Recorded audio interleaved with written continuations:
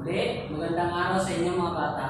So bago kayo po, punutin muna ninyo ang mga basura sa ilalim ng inyong mga upuan at ilagay sa tamang lalagyan o basurahan doon sa ating lalagyan. Okay, so, ulit, magandang araw sa inyo mga bata. Ako ang inyong guro, si Jeremias de los Reyes. Okay, so, bago tayo patuloy sa ating aralin ngayong umaga, nais kong itanong sa inyo kung sino ba sa inyo nag-aalala tungkol sa ating binasang kwento kahapon. Ano nga ang pamagat ng ating binasang kwento? Sige. Okay, ang pamagat ng ating kwento kahapon ang binasa ay tungkol kay Prinsipe Constantino. Sino nga ulit ang mga tauhan doon sa ating kwento? Sige, Lili. Okay, mahusay, Sinabon at Camille. So, sino ang reyna nila? Sige, Jimboy. Okay, ang reyna nila ay si Reyna Elena. Okay, mahusay. Lahat ba sila yung mga pakpak?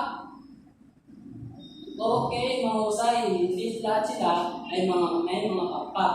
Ang ilan sa kanila ay mga pakpak at ang ilan ay wala. Okay, mahusay naman. At inyo pang naalala ang ating binasang kwento kahapon. So, bago tayo magpatuloy sa ating aralin ngayon, may ipapakita ko sa inyong larawan at inyong pagmasdan mabuti dahil may tatanong si Sir.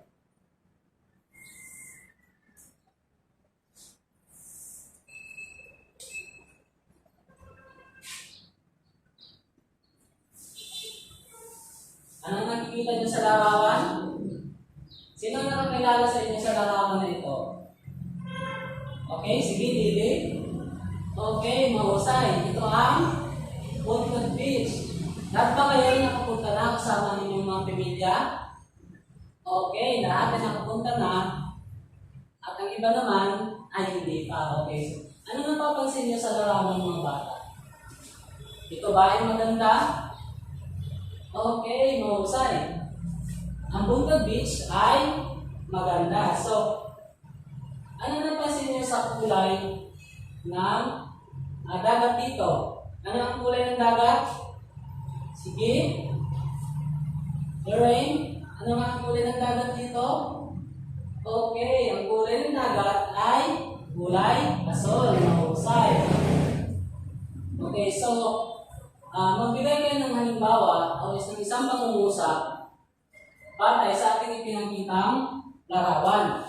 Okay?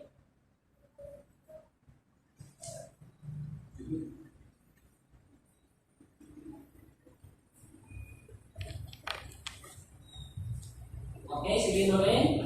Ano nga ang pangungusap na nakita mo sa ating larawan? Ano ang napansin mo? Ito ay okay. Ang Puntod Beach ay maganda. Okay. Sino pa makapagbibigyan ng isang halimbawa? Okay, sige ikaw, Jimboy, ano nga ang halimbawa? Ano nga ang nakikita mo sa larawan natin? Ano ang kulay ng dagat? Ito ay okay, mahusay. Ang kulay ng dagat ay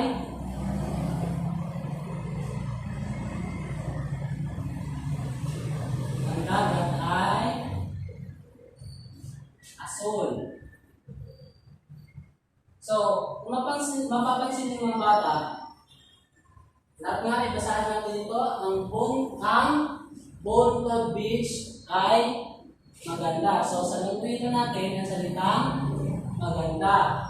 Pangalawang halimbawa, lahat ay nabasa, ang kulay ng dagat ay asul. Okay, mahusay, no? Ito yan. Sino pa makapagbibigay ng isang halimbawa? Okay, sige ka, dami. Okay, malawak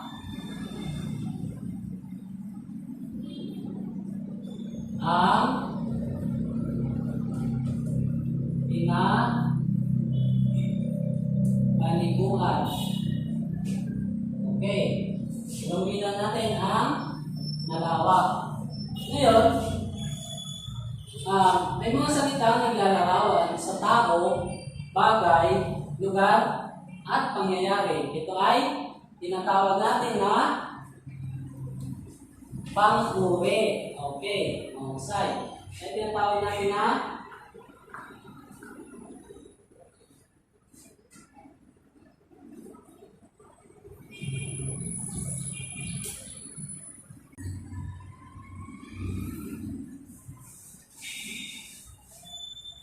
basahin natin lahat.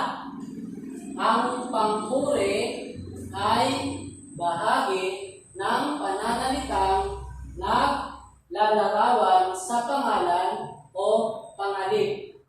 Ito ay nagsasaad ng kulay, laki, hugis, lasa, amoy, o katangian ng salitang inilalarawan. Ito ay tinatawag na pang-uri. So, batay dito sa binigay ninyong halimbawa, ito ay nagsasakad ng halimbawa dito sa ang Buntod Beach ay maganda. So, yung maganda ay naglalarawan o tumutukoy sa ano nga ulit? Sa anyo. Okay, mahusay. Ang salitang maganda ay tumutukoy sa anyo. Ngayon, ano naman ang tinutukoy ng kulay o ng asol? Okay, sige Torren, ano nga ang tinutukoy ng asol sa pangungusap? Okay, mahusay. Ito ay tumutukoy sa kulay. No? Ngayon, sa pangatlong halimbawa, ano naman ang tinutukoy ng malawak sa pangungusap? Sige, Jami. Okay, mahusay, very good. Ang malawak ay tumutukoy sa laki o sa lapad ng lugar. O, halimbawa dito. Di ba ang Buntod Beach ay malawak na laki? So, yung malawak ay tumutukoy siya sa laki. So, ito yung ibig sabihin ng pang-uri. No? Ito ay nagsasaad ng kulay, laki, hugis, lasa, o amoy o katangian ng salitang inilalarawan. So, ang ating tatalakayin ngayon ay tungkol sa pang-uri. So, may inihanda dito si teacher ng mga larawan. Okay? Pagmasdan nyo mabuti at tingnan nyo mabuti ang larawan dahil may tatanong si teacher. Okay? Sa unang larawan, sino sa inyo nakakakilala ng larawan na ito? Okay? Sige, Jimboy. Kilala mo ba ang larawan na ito?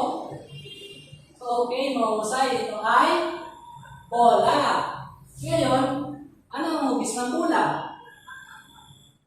Okay, very good. Ang bola ay hugis bilog. Okay, no? Makita natin sa larawan, ang bola ay hugis bilog. So, ano naman ang kulay ng bola? Okay, lili. Okay, mahusay. Ang kulay ng bola ay kulay pula. Okay, mahusay. Ngayon, sa isang halimbawa pa, tingnan natin ang isang larawan. Sino sa inyo nakakilala sa larawan na ito?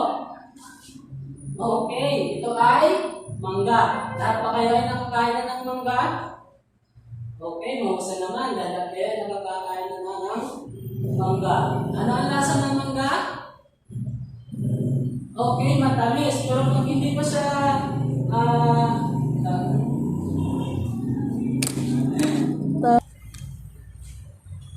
okay, ito siya ay matamis pag kulay dilaw na. Pero pag kulay verde pa, sigurado ito ay maasim na. No? So,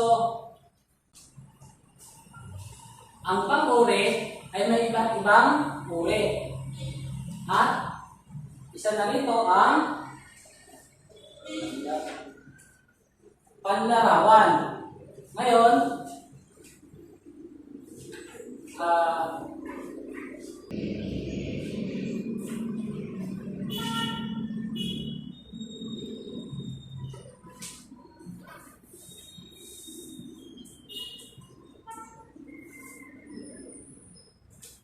okay, basahin natin halimbawa.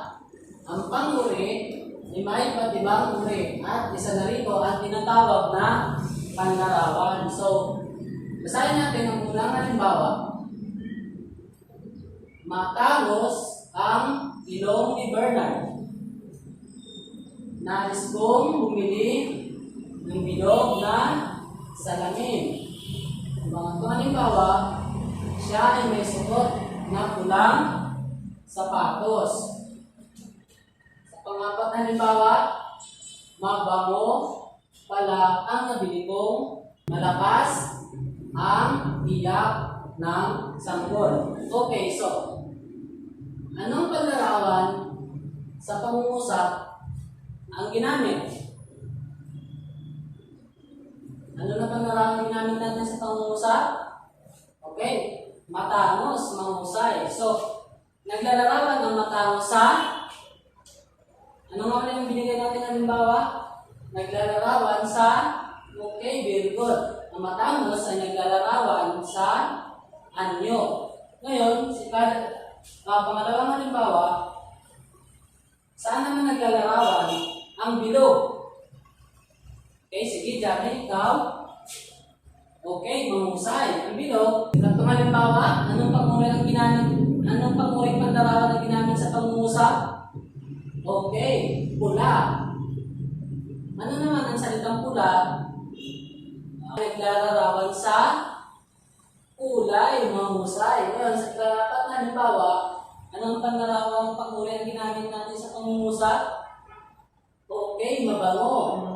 Ang salitang mabango ay naglalarawan sa okay, very good. Ang salitang bango ay naglalarawan sa amoy. Okay, sa panguling halimbawa, anong panguling panlarawan ang ginamit natin sa pangungusap?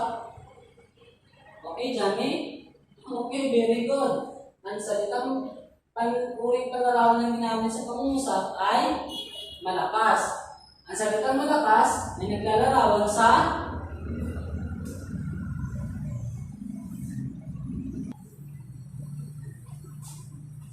okay, dahil alam na ninyo kung ano ang panguring panlarawan, ngayon, i-answer tayo dito sa isang malinis na papel.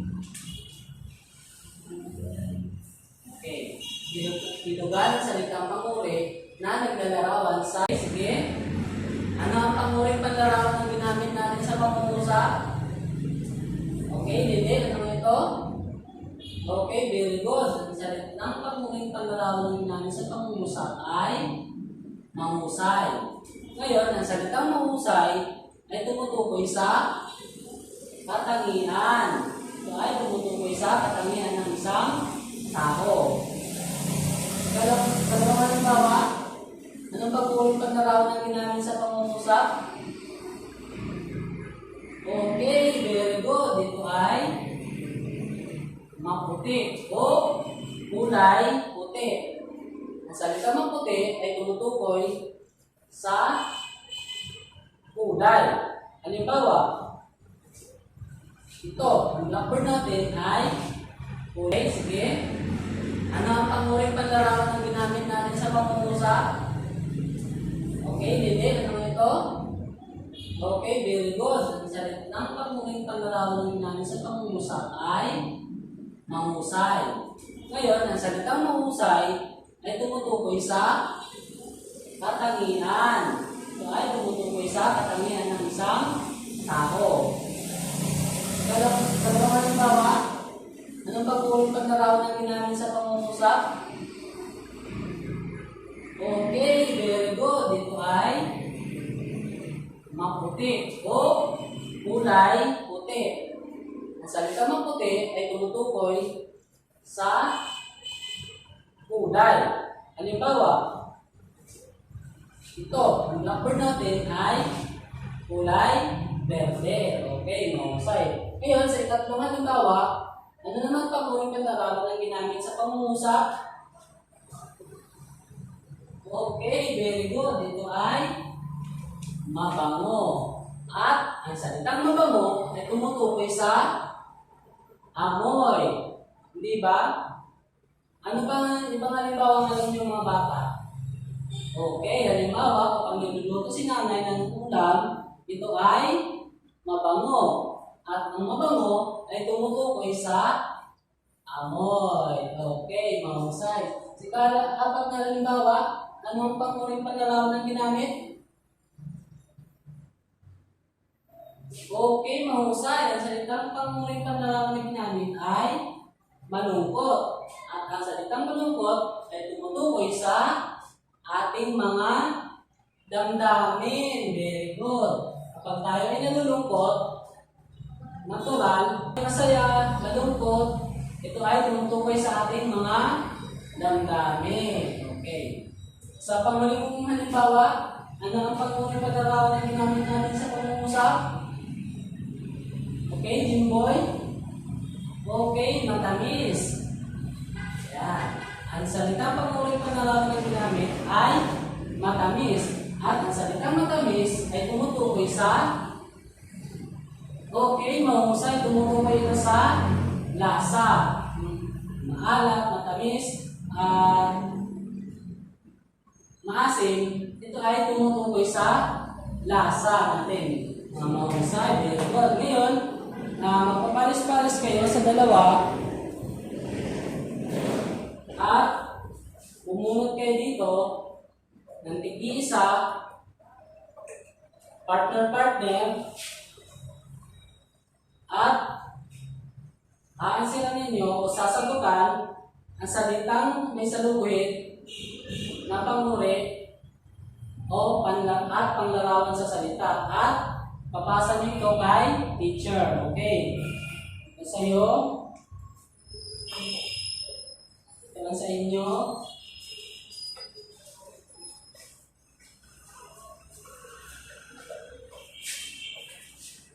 Okay? Pasa ninyo. Okay, tingnan natin ang sagot ni na Lily at Jimboy. Sa lumpitan ng salitang naglalarawan sa pangulit ng salita. O, nakikita ba ninyo? Bula ang bula ng Christian. Tama ba kanilang sagot? Okay, tama. Anong paborito ng larawan ang ginamit sa pangungusap? Okay, very good. Ang uling panlarawan na ginamit sa pangungusap ay kulay pula. At ang pula ay naglalarawan o tumutukoy sa kulay. Okay, very good. Tama kayong dalawa. Tingnan natin ang sagot ni na Lorraine. Okay. Ang sabon na binili ko ay mabango. Okay, mahusay. Tama ba ang kanilang sagot? Opo, tama. Very good. Anong ginamit ng panguring panlarawan ay mabango. At ang mabango ay tumutukoy sa, ano nga ulit yun? Tumutukoy sa amoy. Lahat ng amoy natin, ito ay tumutukoy sa amoy. Mabango man o mabaho. Lahat ito ay tumutukoy sa amoy. Okay, very good. Ngayon, papangkatin ko naman kayo sa tatlong grupo. Dito sa unang grupo, ito ang unang grupo. At doon sa likod, ang pangalawang grupo.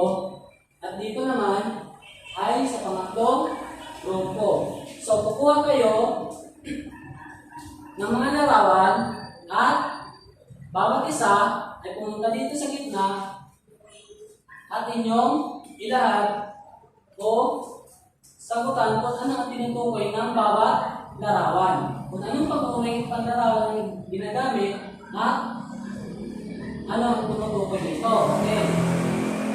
Yan sa inyo.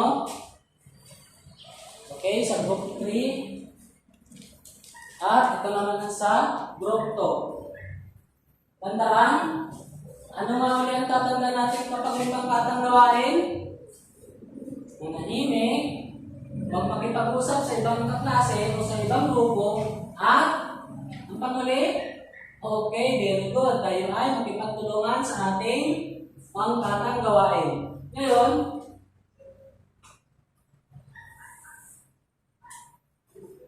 ito ang magiging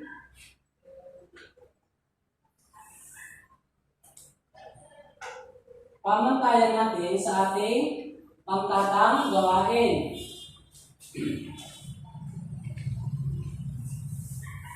Okay? Ang unang pamantayan natin ay maglalahad 50%, importante ang pagtutulungan 30%, at ang kumpiyansa natin sa sarili ay 20%, at sa kabuuan 100%.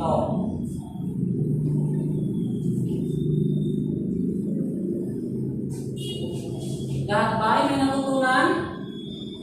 Okay, mahusay. Lahat ay may natutunan. Ngayon, anong nawali ang tinalakay natin tungkol ito sa? Okay, very good. Ito ay tungkol sa pang-uri. Ngayon, sino makapagbibigay ng halimbawa, ng isang halimbawa na gamit ang pang-uri? Okay, very good. Dami, mahusay.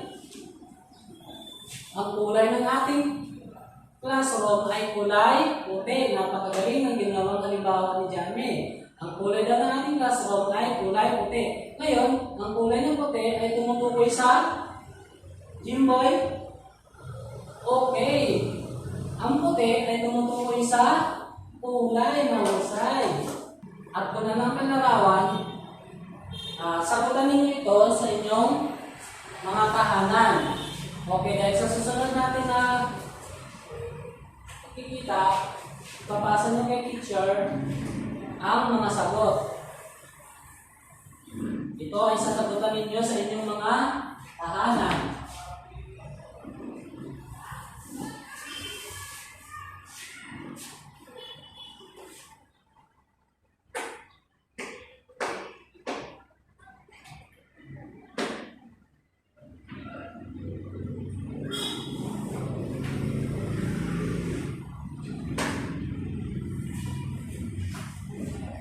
Okay, very good. Ito ay sasagutan ninyo sa inyong mga tahanan. At yan lamang po ang ating aralin ngayong umaga.